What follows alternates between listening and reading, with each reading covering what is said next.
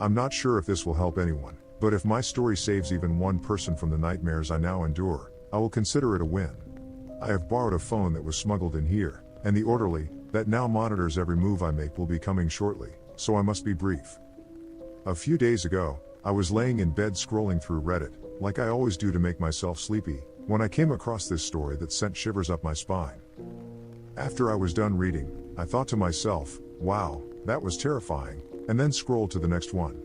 Big mistake. 20 minutes later, I heard a scratching noise coming from my bedroom door and I froze. Confused, as I live alone, I turned on the lamp next to me and looked towards my bedroom door. Silence. After a moment, I decided it was my mind playing tricks on me. After all, I was reading scary stories in the dark. Probably not the best thing to do before bed, but hey, who doesn't love a good spine-chilling story before they close their eyes? I went back to scrolling through no sleep when again, I heard a long scratch on the door. I slowly got out of bed and tiptoed over to the noise.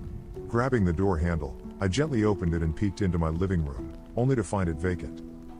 I quietly closed the door and turned to walk back towards my bed, when my closet door flew open. Now, I don't know about you guys, but when it comes to fight or flight reaction, I seem to choose the option that leaves you frozen in place with your eyes closed. A defense mechanism instilled in me from childhood and stories of the boogeyman. After a moment, I decided to open my eyes and cautiously look towards my closet.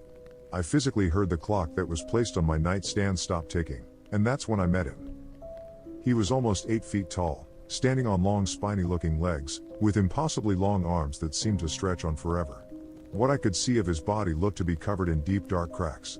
He was wearing a long hooded cloak that touched the floor, as black as midnight on a moonless night, that slightly revealed his ruby red eyes. Who are you? I said with a shaky voice. He never physically moved his mouth, but I heard him speak into my soul with the most sinister voice. I am Mr. Lakavote and I am here to right your wrong. Petrified, frozen in place, I tried to ask him what wrong I had done, but before I could finish he was right in front of me. His breath smelled of rotting flesh and death itself as he breathed down my face. He reached out and ran his long bony fingers across my cheek, and instantly I knew what he could do. I felt my eyes being ripped from my head and the burning sensation that followed. I began to scream, but no sound came out. I was stuck in my own personal hell as darkness surrounded me. Alone and afraid. I wanted to die. I wanted the agony to end.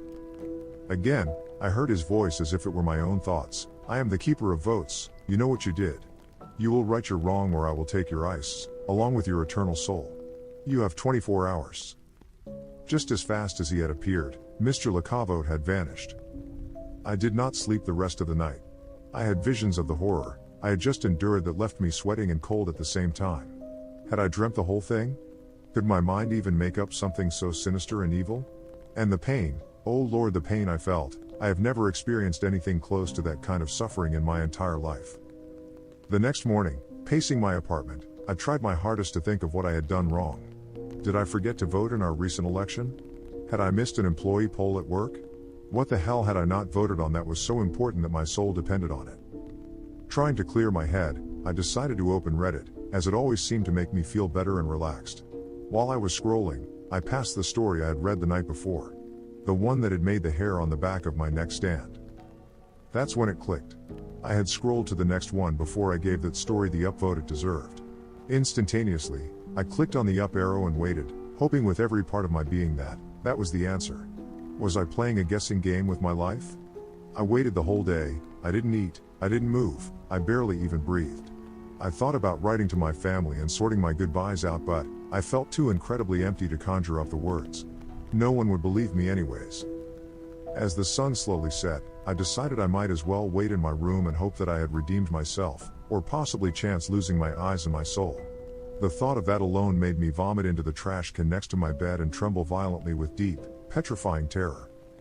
When my 24-hour mark finally came, I closed my eyes, held my breath, and waited. Prayed. Begged, that my soul would be saved and all would be forgiven. Silence. Then, I heard the breathing, I smelled the rotting flesh, I felt all the hair on my body raise. When I finally opened my eyes, I felt a chill that froze me to the bone, as if I was sitting inside a freezer meant for the dead. There he was, right in front of me. His eyes had turned to sapphires as he stared into my soul. Don't let it happen again, he bellowed in a voice that to this day still haunts my dreams. Then he was gone. I know some of you won't believe me. Hell, I'm not even sure if I believe myself. As the doctor here says, it's all in my head. But, for the love of your eyeballs and your soul, do not forget to vote while you are reading stories on Reddit, or you too will have the pleasure of meeting Mr. Lakavote for yourself.